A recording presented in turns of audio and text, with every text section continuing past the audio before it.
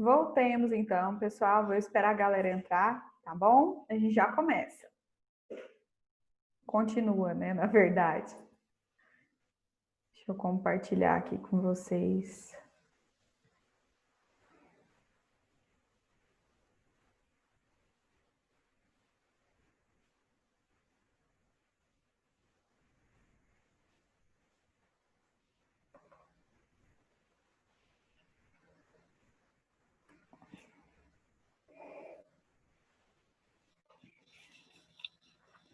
Esperar o pessoal entrar, galera. A gente começa.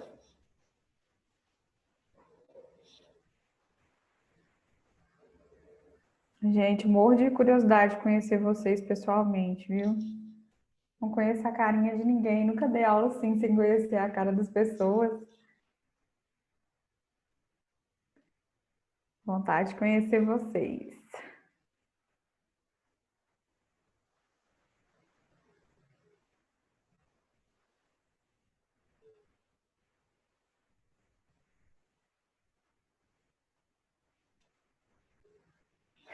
Somos anjos.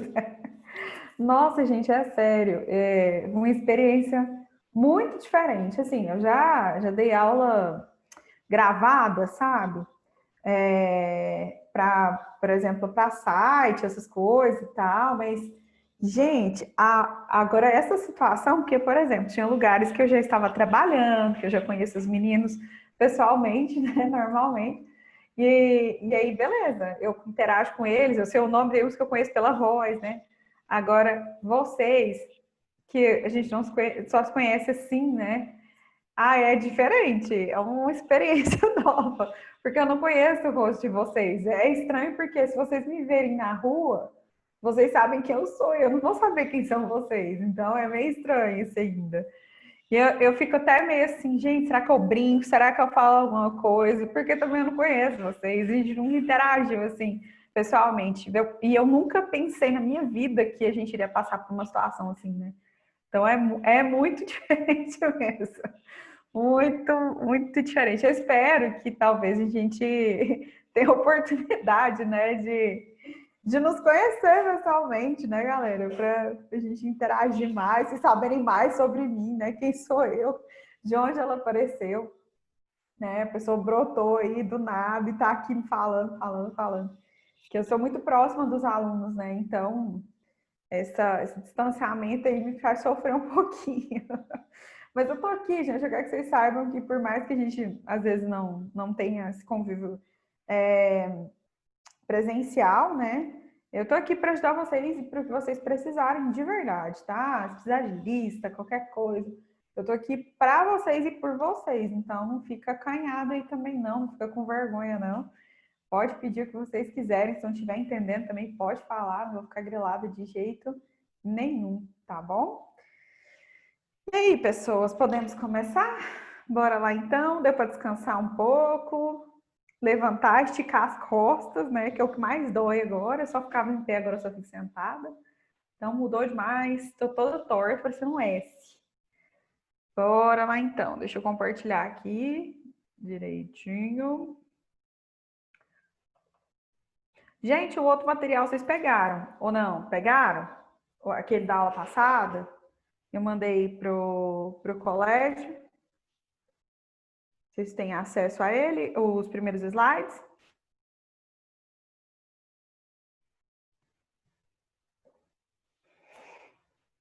Tem, né? Não, beleza. Aí hoje eu vou mandar esse aqui para a escola e eles vão mandar para vocês, tá bom?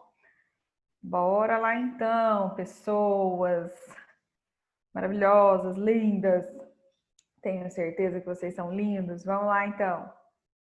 Seguinte, na última aula de hoje, eu falei para vocês sobre objeto direto e objeto indireto. Falei que os dois funcionam como complementos verbais. Objeto direto não é preposicionado e o indireto é preposicionado. Aí me veio o tal do objeto direto preposicionado que destrói a vida das pessoas, né? Porque ele é um complemento verbal, só que ele vai ter preposição, só que a preposição não é obrigatória. O que se quer dizer com preposição não obrigatória?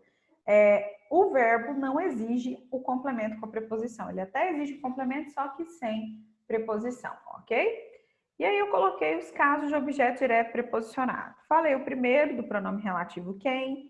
Falei que com pronomes oblíquos tônicos, por mais que eles sejam objetos diretos, eles têm que ser preposicionados, porque oblíquos tônicos são preposicionados, tá? Vai perguntando aí, galera, se surgir dúvida. Terceiro caso aqui, para evitar ambiguidade, tá? Agora eu preciso muito que vocês se concentrem. Gente, que é ambiguidade? Quem pode falar para mim? O que é ambiguidade? Na hora que fala assim, o sentido ambíguo, a relação ambígua, o que vocês entendem por ambiguidade? Deixa eu ver aqui. Duplo sentido, né? Na verdade, o que acontece? A gente tem o duplo sentido, tem até livro que diferencia duplo sentido e ambiguidade, né? Mas uma coisa é indiscutível. Quando você tem ambiguidade, você tem esses dois sentidos. Só que são dois sentidos que dificultam a compreensão porque deveria prevalecer só um deles, né? Aí, quando isso acontece, nós falamos que tem ambiguidade. Então, você tem dois sentidos, mas um deles deveria prevalecer. Por isso que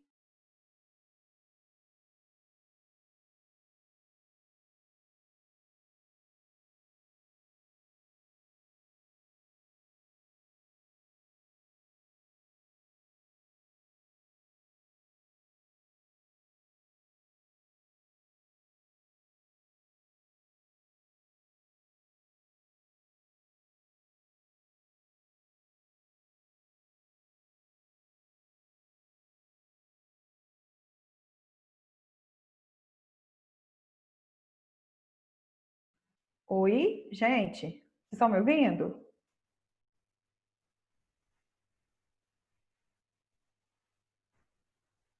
Parou de compartilhar a imagem, não parou?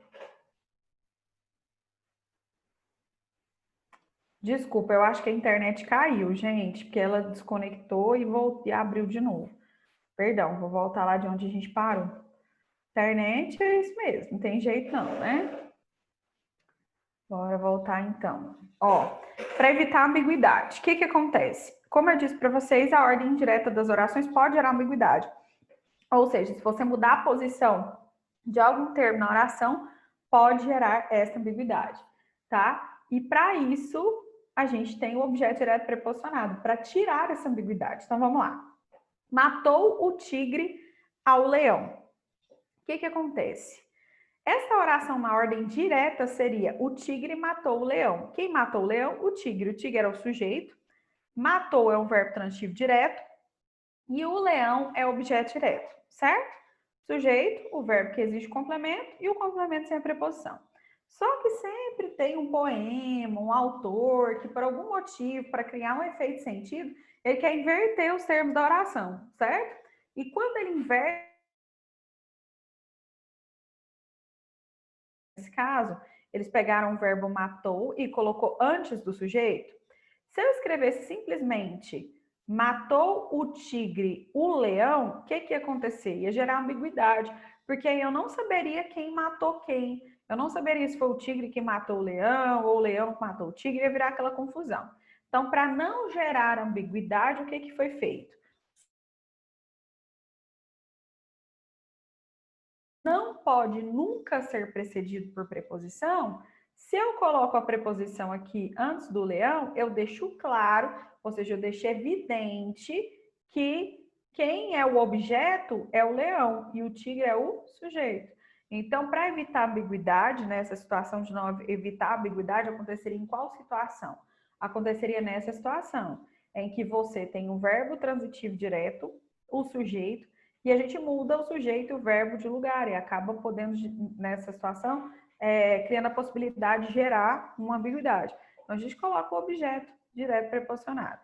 Aí você vira para mim e fala, Raisa, pelo amor de Deus, isso é só para complicar. Por que então não deixa só na ordem direta? É o que a gente faz, né? Normalmente. Essa questão de usar a ordem direta, como eu disse, é um caráter mais poético, dá um caráter mais poético para o texto. Então, nós tentamos, para justamente não criar ambiguidade, usar a ordem direta. Mas se por acaso você quiser criar um efeito mais poético no seu texto, o que você pode fazer? Você pode usar a ordem direta, mas tem que tomar cuidado para não gerar ambiguidade, ok? Gente, deu para entender isso? Tá tranquilo? Alguma pergunta? Ok? Deixa eu ver aqui. Valeu, gente. Obrigada. Bora lá, então. Quarto caso, para garantir a clareza da frase, com expressões de reciprocidade. Vamos lá tomar cuidado com isso, então. Ó, se eu quisesse escrever a frase sem essa expressão uns aos outros, ótimo eu fazendo gesto, jurando aqui que vocês estão vendo no que eu estou fazendo com a mão, né? Ó, se eu quisesse, eu poderia tirar esse uns aos outros. Escrever simplesmente os parceiros acusaram-se. Só que o problema é o seguinte, se eu não usasse esse uns aos outros, posso, Gabriela? Deixa eu só terminar esse então que eu comecei e eu volto lá depois para dar mais um exemplo, tá? Então, olha só, voltando aqui. Se eu escrevesse os parceiros acusaram-se somente, qual problema poderia ser gerado? Também de clareza. Por que seria um problema de clareza? Pensa comigo. Olha só, se eu escrevesse os parceiros acusaram-se, pode ser que eles acusaram uns aos outros, né? Mas pode ser que eles acusaram a si mesmos.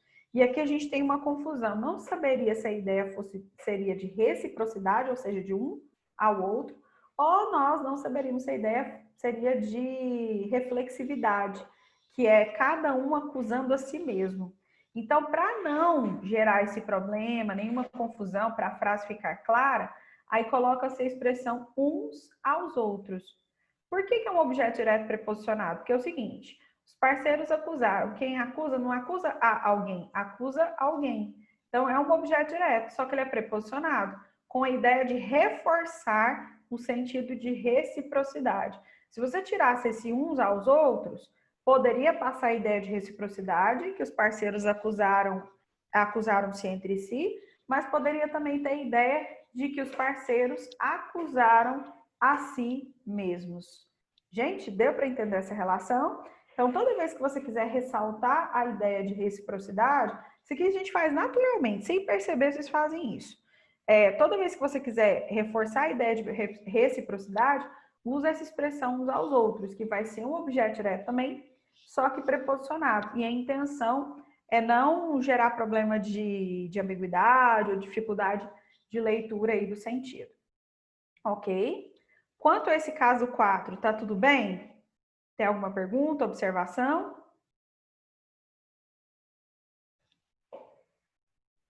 Tranquilo? Então é o seguinte, eu vou fazer, antes de dar continuidade, eu vou voltar aqui no caso 3, porque uma aluna pediu para dar mais um exemplo, tá bom? Então, olha só, lembra que eu falei do para evitar ambiguidade. Eu disse para vocês que o objeto direto preposicionado evita ambiguidade em situações em que a oração aparece na ordem indireta, né? Você tem sujeito, verbo e complementos, e aí você muda a ordem, muda a posição aí dos termos da oração, correto? Então, o que a gente vai avaliar aqui nessa situação?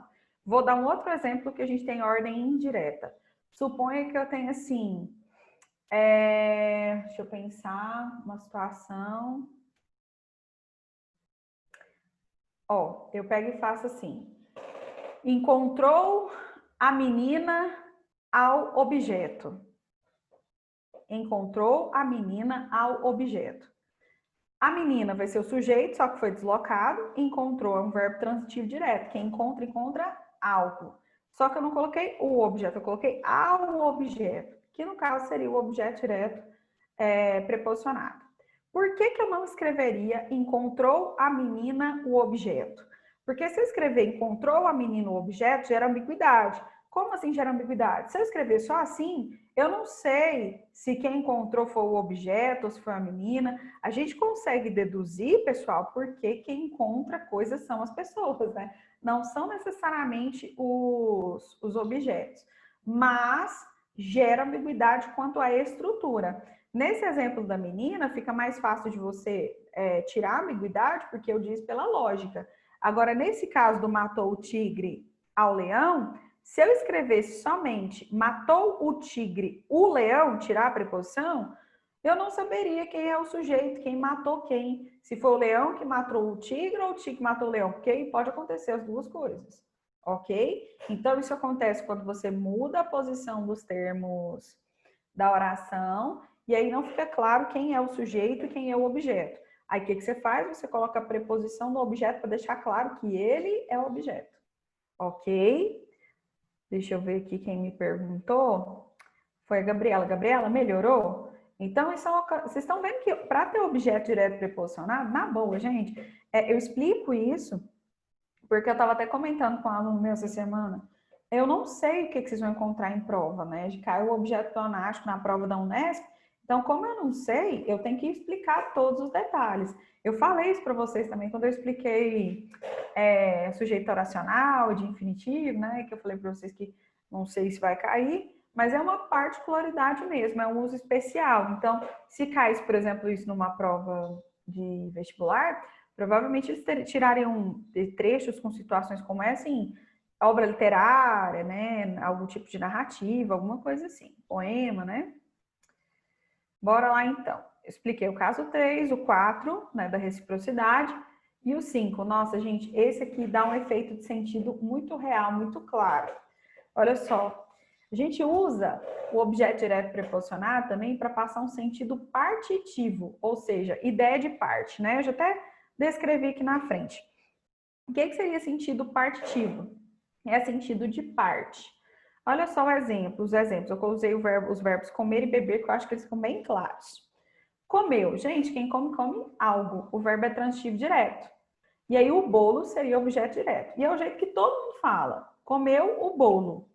Gente, só que se eu quiser ressaltar uma ideia de parte, que eu comi só uma parte do bolo, eu vou ter que fazer o que com esse objeto direto? Eu vou ter que colocar uma preposição antes, que é ela que vai dar um sentido partitivo. Quando eu falo comeu, qual é a diferença, então, em relação ao sentido de falar comeu o bolo e comeu do bolo? Quando eu falo comeu o bolo, parece que dá a impressão de que comeu o bolo inteiro. Se eu quiser passar apenas ideia de parte, eu vou falar o quê? Comeu do bolo, porque eu comeu parte do bolo, tá? Olha só, bebeu do vinho, mesma coisa. Beber, quem bebe, bebe algo, que no caso é o vinho. Muita gente falaria o quê? Bebeu o vinho, verbo transitivo direto, bebeu, e o vinho, objeto direto, certo? Só que é o seguinte, aqui, quando eu falo bebeu do vinho, eu estou querendo dizer que ele bebeu o vinho inteiro ou uma parte do vinho? Estou querendo dizer que ele bebeu uma parte do vinho.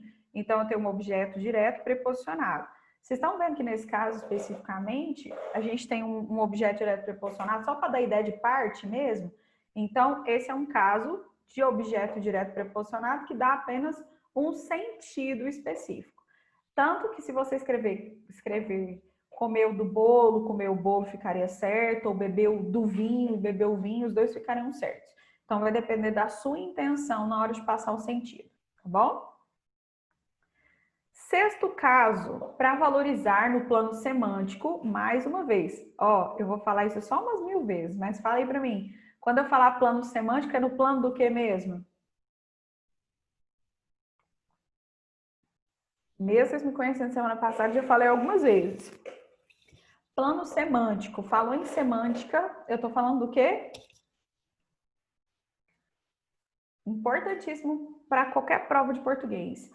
Plano semântico é o plano do sentido, do significado, ok? Anota isso aí no seu caderno, na sua parede, na sua tela, onde ficar fácil de enxergar aí.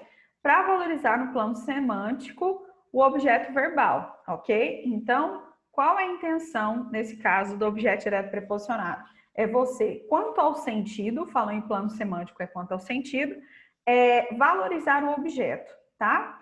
Só que isso acontece numa situação específica, quando vocês têm nomes próprios, e principalmente quando você tem nomes próprios que são associados a seres divinos, a gente usa muito para Deus, tá? Então, olha só, devemos louvar. Quem deve louvar alguém. Então, no caso, o verbo é transitivo direto e o Deus aqui é o objeto direto. Só que eu coloquei uma preposição aqui antes, que foi o a. Por isso, eu tenho um objeto direto preposicionado. Nesse caso, o papel da preposição é meramente semântico, tá? Por que é semântico? Porque o objetivo principal é ressaltar, é evidenciar, destacar o objeto aqui. Tudo bem?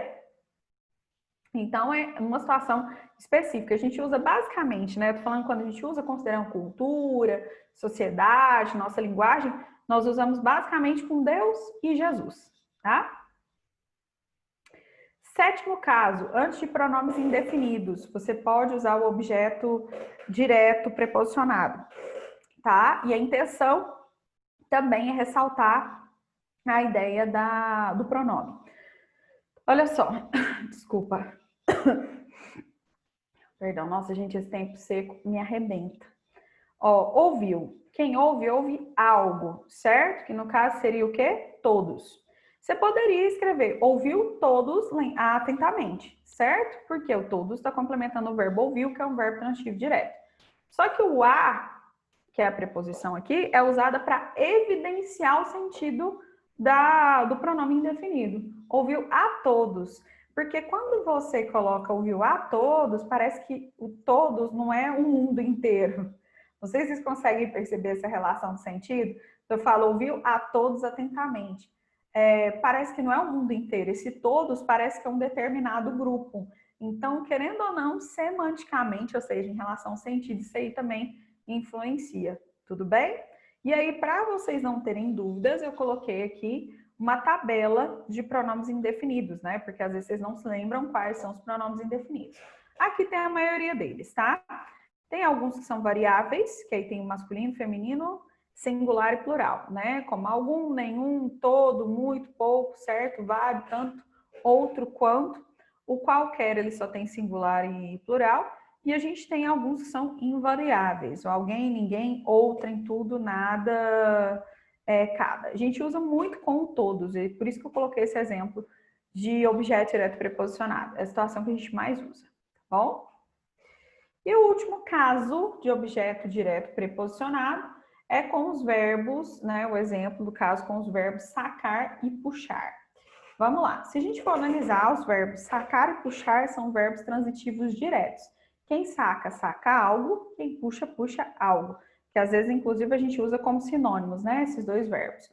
Só que os dois também admitem que você use o objeto direto preposicionado. Então, eu poderia escrever puxou da espada, né? Ou puxou a espada. Os dois ficariam corretos. Porque quem puxa, não puxa de algo, puxa algo, né? O verbo é transitivo direto, a espada é objeto direto. Só que ele foi colocado como objeto direto preposicionado. Como eu disse, eu tenho esses verbos que podem ser usados aí com sentidos semelhantes. Sacou. Quem saca, como eu disse, saca algo. O verbo é transitivo direto e a arma objeto direto. Só que ele é preposicionado. Tudo bem? Tranquilo? Então, esses são os casos, pessoal, que vocês têm objeto direto preposicionado. Como eu disse para vocês, assim, se você falar, professora, o que na aula de hoje aqui, dessa parte de objeto direto preposicionado, o que é mais importante para mim? O mais importante é você entender o seguinte: o objeto direto preposicionado tem preposição, não é porque o verbo exige a preposição, tá, pessoal?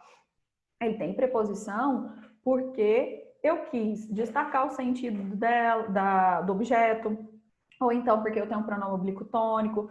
São por diversos casos, e esses diversos casos são essas 8 situações que eu coloquei para vocês. Então, elas são pontuais, elas são específicas. Tudo bem? Pessoal, quanto ao objeto direto preposicionado, tem alguma pergunta, alguma observação? Tá tranquilo?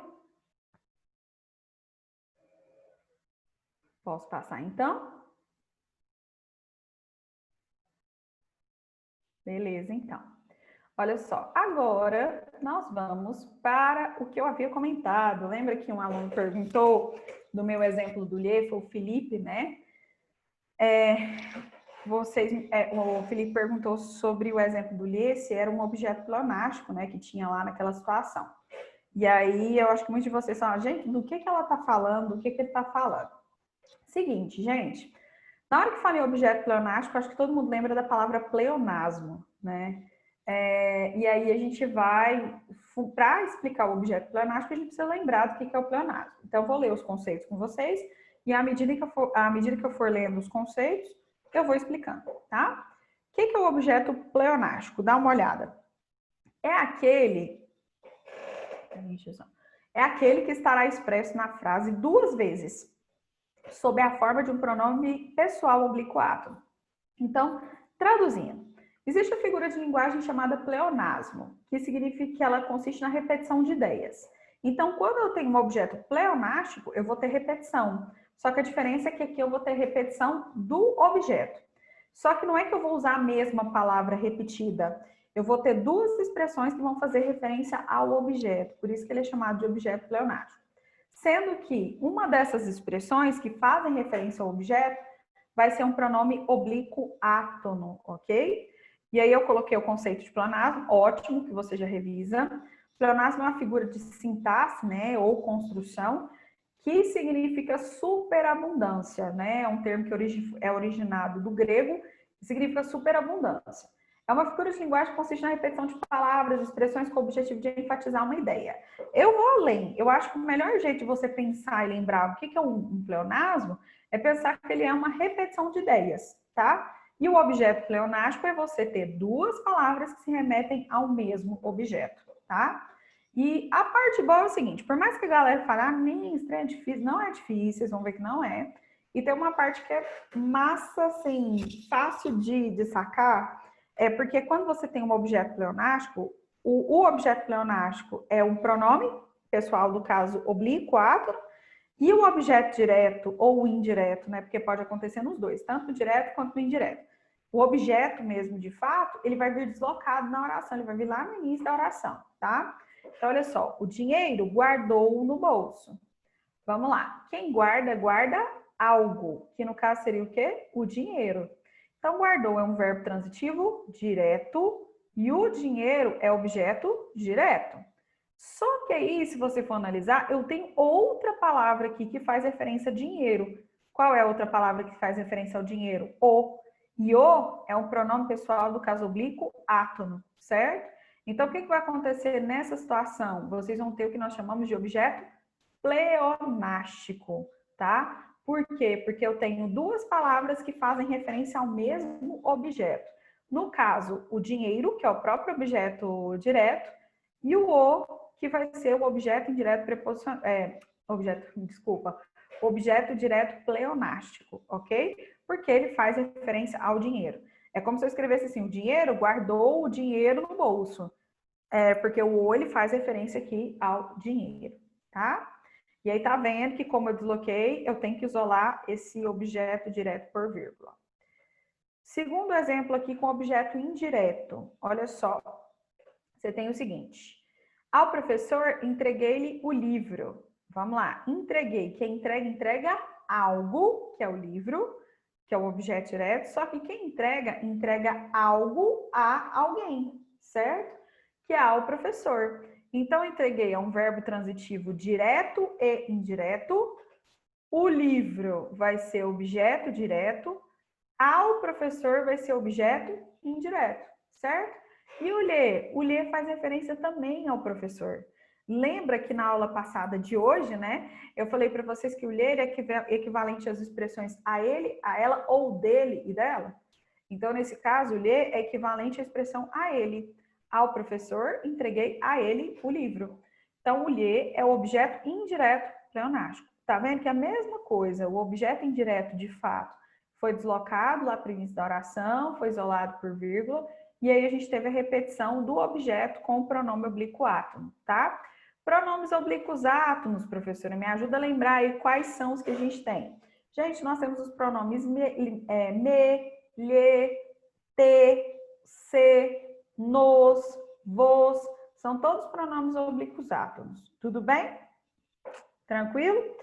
E agora eu vou fazer uma pergunta para vocês, só para a gente encerrar essa parte de complementos verbais e ir para os tipos de predicado. Eu vou começar na aula de hoje e terminar na aula de semana que vem. Vou fazer então a pergunta para vocês. Vocês acham que esse tipo de objeto é interessante para uma dissertação argumentativa? O que vocês acham? Vai fazer dissertação argumentativa lá, modelo Enem. Vocês acham que o objeto pleonástico seria interessante para a dissertação modelo Enem? Não seria.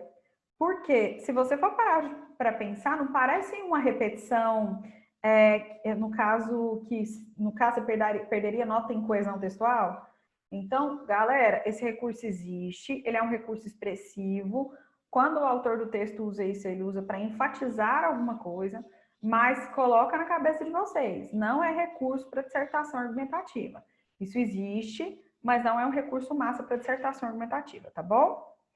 Pessoal, me pediram para eu voltar no caso 8, só que antes de voltar eu queria saber de vocês. Deu para entender o objeto pleonástico? Tem alguma dúvida sobre ele?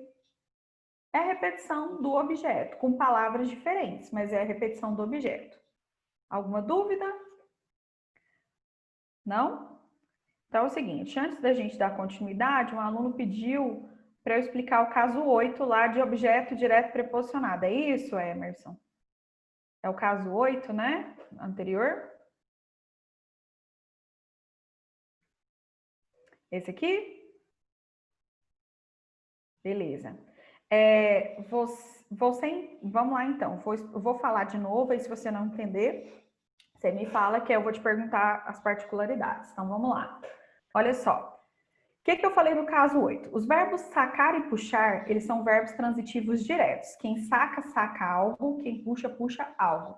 Só que a gramática permite, gente. Não é uma coisa de lógica ou de sentido específico. A gramática permite, a gramática autoriza que você faça o quê? Que o verbo sacar e o verbo puxar, quando eles são usados, né, com esse sentido principalmente relacionado à arma, né, às armas, a algo bélico, enfim, de guerra, o que vai acontecer? Você vai usar esses verbos como transitivo. Eles são transitivos diretos, mas eles admitem objetos diretos preposicionados. Então, você pode escrever puxou da espada, que aí você teria um objeto direto preposicionado, ou simplesmente puxou a espada, também ficaria certo. Porque puxou é um verbo transitivo direto e a espada é objeto direto. Sacou da arma, mesma coisa. Sacou o verbo transitivo direto, a arma objeto direto. Só que você tem a opção de colocar preposicionado, porque a gramática admite isso, e você tem a opção de não colocar preposicionado. Sacou a arma. Ah, então se eu escrever sacou a arma, puxou a espada, ficaria certo? Puxou a faca, sacou, no caso, sacou é para arma, né? Mas puxou a faca, ficaria certo? Ficaria, ok? Emerson, tá tranquilo? Ou qual foi a sua dúvida? Foi quanto ao sentido, alguma coisa? De boa? Não, não tem diferença, você pode usar com a preposição ou sem a preposição. Não, a gramática determina. Muito bom, pensei que tinha alguma lógica, né? Não, a gramática determinou que existia essa possibilidade. Mas na boa, vocês vão encontrar esse tipo de estrutura em texto mais antigo, né? Em texto literário mais antigo, em poema. Hoje ninguém fala assim, nem muito menos, ninguém escreve assim, muito menos fala. Escreve, puxou a espada, sacou a arma. E pode continuar sua vida normal com isso, tá? E aí, deixa eu só passar uma coisa antes de continuar, para vocês verem. Eu vou fazer alguns comentários aqui, só para vocês conseguirem acompanhar. Por exemplo, são 8 casos em que você pode ter objeto direto preposicionado. Como eu disse, são casos pontuais. São situações que você vai ter isso. Então, olha só.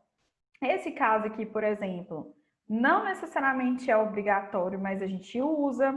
Esse aqui é obrigatório, porque todo pronome oblíquo tônico tem que ser preposicionado. Então, mesmo que ele seja um objeto direto, tem que ter preposição, né?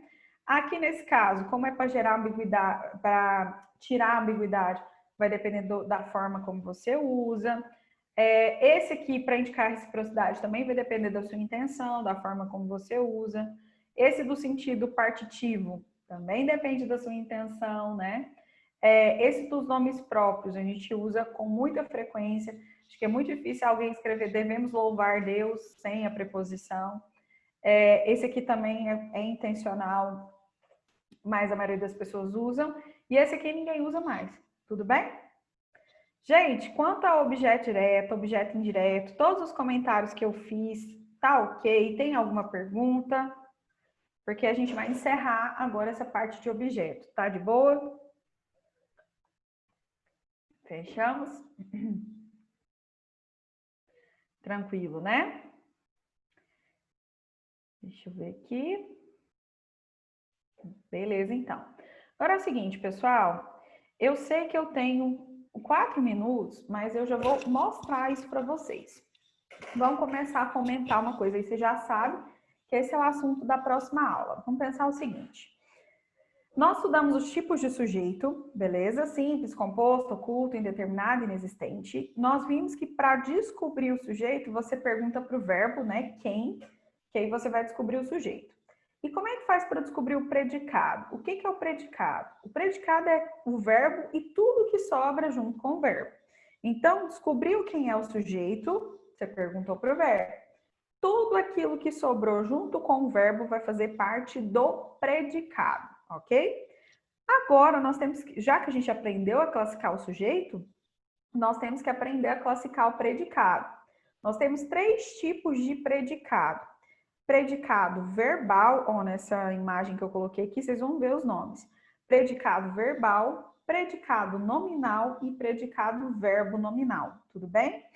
E aí vocês vão ver, vou passar aqui rapidamente, porque os detalhes eu vou ter que explicar na próxima aula. Que eu coloquei os tipos de predicado, verbal, nominal e verbo nominal. Nós vamos ver que para classificar um predicado, a gente precisa saber o que é o predicado, para começar, né? E ainda por cima você vai perceber que para classificá-lo, você vai olhar os termos que o compõem. Então, na aula de hoje, para encerrar e começar o próximo assunto, o que é predicado? O predicado é um dos termos essenciais da oração juntamente com o sujeito.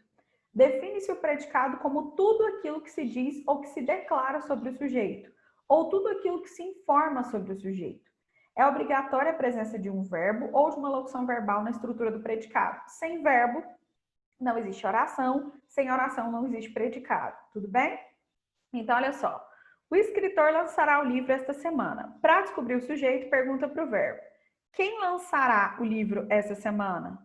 O escritor, certo? Então, o escritor é o sujeito. Tudo que sobrar junto com o verbo é o predicado, o verbo ou locução verbal. Eu coloquei lançará ou irá lançar, por quê? Porque os dois são estruturas verbais, só que irá lançar locução verbal, lançará verbo. Tudo bem? E aí, na próxima aula, eu vou explicar os tipos de predicado, verbal, nominal e verbo nominal. Porque o que determina a classificação deles é a estrutura. Tudo bem, pessoal? Galera, eu vou parar por aqui então, que o nosso tempo está acabando. Próxima aula, tipos de predicado, só para deixar claro. Gente, eu mando listas para vocês, tá? Por que eu não mandei lista ainda? Pelo seguinte, eu vou terminar primeiro essa parte de sujeito predicado, aí na semana que vem, por exemplo, que eu termino a parte do predicado, eu mando lista para vocês, porque a gente está vendo a análise sintática, então todos os termos são muito integrados, tá bom? Então não adianta mandar uma lista só de uma coisa ou só de outra. Então, semana que vem eu encerro esse ciclo e aí vocês vão receber lista, beleza? E aí eu também tiro a aula para a gente tirar a dúvida, geralmente a aula seguinte eu tiro para a gente tirar a dúvida e resolver exercício. Tudo bem, pessoal? Galera, muito obrigada, tá? Mesmo à distância, é um prazer estar aqui com vocês. Espero que vocês estejam entendendo, que eu esteja contribuindo de alguma forma para a vida de vocês, tá bom? Beijinhos e até semana que vem. Bom fim de semana aí para vocês, tá bom? Valeu, pessoal. Obrigada. Tchauzinho.